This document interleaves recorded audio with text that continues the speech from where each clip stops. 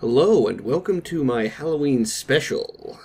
So it's Carmine again, and I'm here with one of my favorites, Sweet Home, which was never released in the United States and had a bit of a movie attached to it. Let's go ahead and get started. Change names? No. An investigation team searches for Mamiya Ichiro's fresco, but it lies within the haunted Mamiya Manor. This game was actually a predecessor to Resident Evil. Many of the, you may notice the opening the door cutscene here. Let's go. Prep the camera. Good, we're all here. Somewhere in this mansion is Mamiya's fresco, I'm sure. The fresco used a special tech... What? Uh-oh. What the... Ah!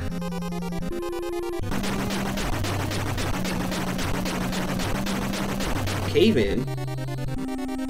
The exit!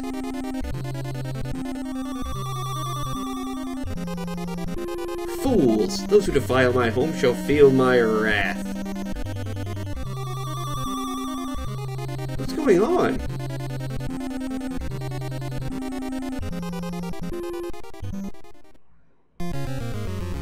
So the game begins. We have to escape. There has to be another exit. We better search the mansion. So, oh, wrong button. That pauses it.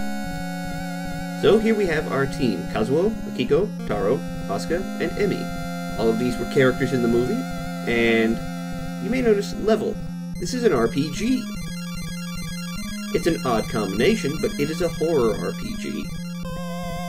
Combining a lot of elements together that you'll see in Resident Evil. Now, every character is unique in that they carry a tool, as the game refers to them. Kazuo has a lighter, and that means he can burn ropes and set things ablaze when needed. You'll notice he's also carrying a match.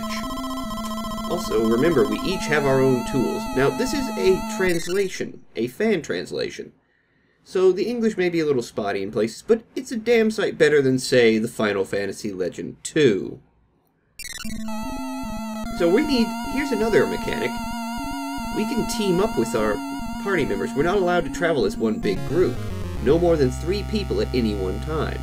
So typical teams are going to be Kazuo and Asuka, as well as Akiko. Yes, good idea. So these 3 will typically be your first team. And then we have Taro and Emi, who will be the second. Now, let's go over what everyone's tools do.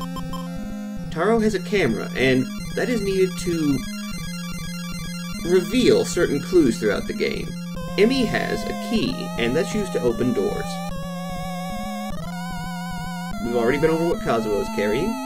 Asuka has a vacuum cleaner, which will need to leave this room. And Akiko has a first aid kit, which is used to remove negative status. So let's go ahead and use the vacuum. Now, another thing about this game, it has permadeath. Yeah, that's right, if someone dies in the mansion, you lose them for good, as well as you can recover their items. I don't know what's happening, but let's stick together. You can recover their items, but you can't recover their tool. It's gone forever, and seeing as you need all 5 of these to effectively progress through the game, you're stuck wasting one of your 2 inventory slots. Yeah, that's right, 2 inventory slots for each character, carrying someone else's item. Now, aside from that, one can be equipped with 1 weapon. So let's go ahead and exit the first room. Now, there's no monsters in these first 2. This place is huge. That left room. Now, you will not be attacked in this area. Now, we found a note. Let's take a look. A note.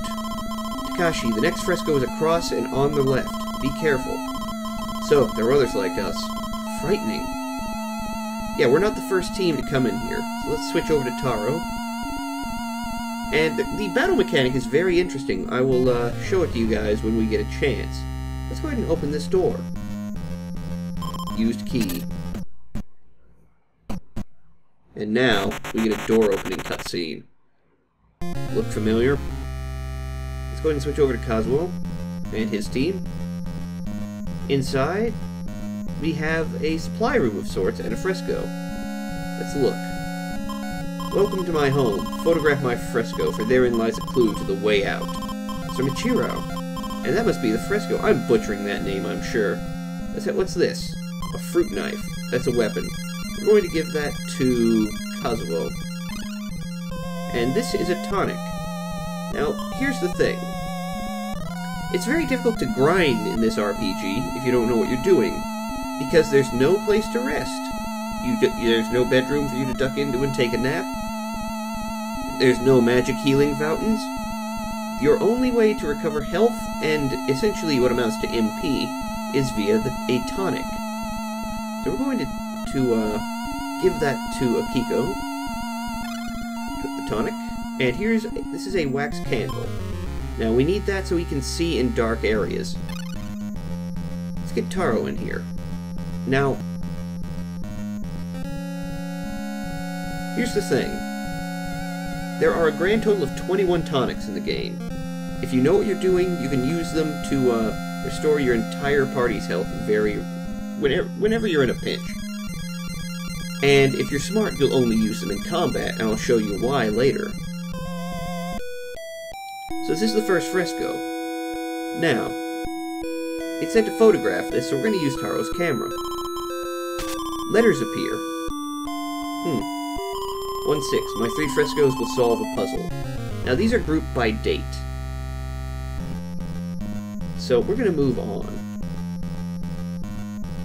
Now we can't get across here because of the broken floor. So what we're going to do is we're going to send Kazuo and his team in.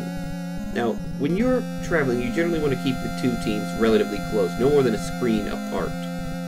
You'll see why later. Let's look. A note. Kinji, the frescoes contain clues. I think they're grouped by date. Okay, another hint. Let's go ahead and burn this rope. Uh-oh. Those are spirits. Now you want to avoid getting hit by these, because if you do, you will be taken to a random room. There's a note left in blood. Or in blood. Power of the heart overcomes evil. What that is basically supposed to be telling you is, sometimes you will need to use the... Oh, we're under attack. Wisps. Alright, so now we're in combat. Notice we've got 5 options. Attack, pray, run, tool, and call. Now, attack does what it looks at what you think. It hits it with your weapon, or your fist if you don't have one. Pray is basically a magical attack, but a character prays and does extra damage. Run, you can probably guess what this is. You must escape battle individually. So if you have 3 people, you must run with all 3. Anyone who doesn't run will be left behind for a round of attacks. Tool is to use your items. And finally, call. Now we're going to call Kazuo's team, and we're going to have Emi attack. So now, we've called help, and the other 3 members of the party join.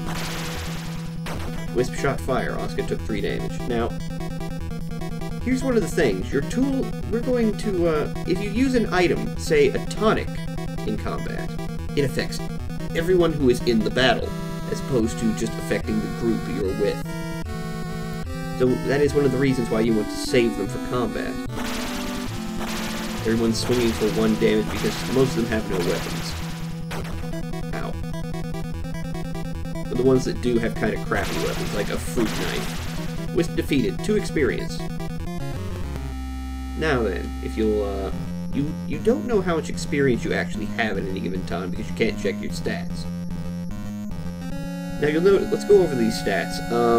You'll notice attack is 4-1. Nobody's really sure what the left and right numbers mean, but there is one prevailing theory. The number on the left is physical attack, and the number on the right is magical attack.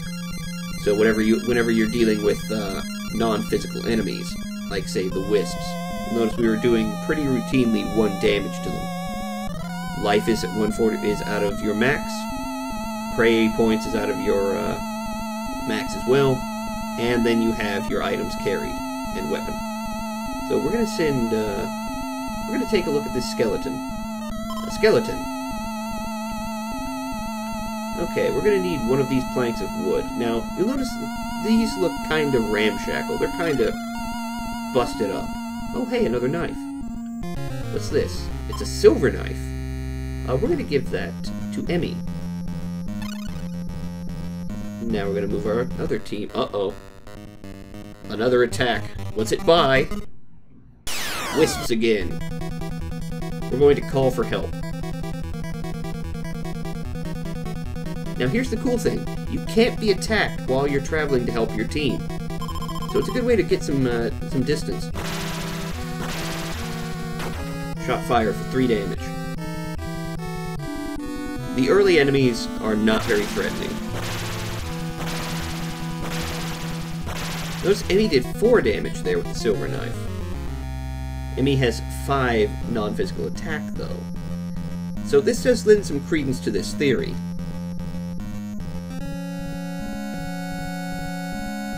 Oh, no, no. There we go. Now, take a look at this particular log. It's bright blue. Uh-oh. Doll! An evil doll! We're gonna call for Kazuo and his team.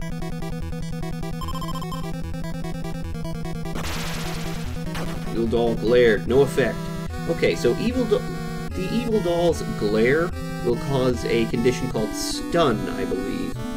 Or no, it will scare you. The conditions in here are suitably horror-oriented. Ooh, everyone leveled up. So now, we have an max HP of 170 on Kazuo, and his attacks have increased. Everyone gains attack at the same rate. They just gain varying amounts of hit points.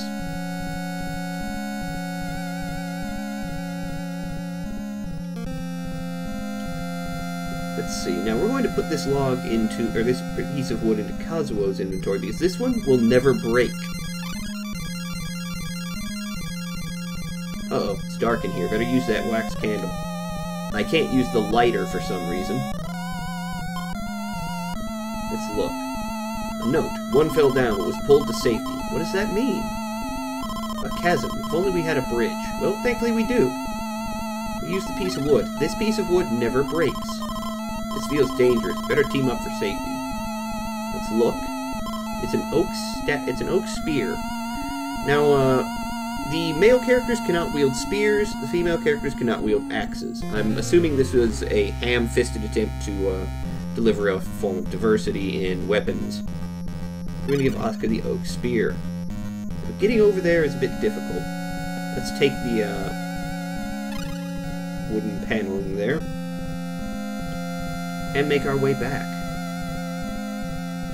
Actually, I think we can talk to this skeleton. Nobody is there. Never mind. Go back to Taro and... Uh-oh. Another battle! I really do love the game's call mechanic. I have to admit, it's probably one of the rare things, one of the few things that was tested that I really do enjoy. Kazuo joined. Doll lunged. Taro took 1 damage. Oh no. We're gonna smash it soundly.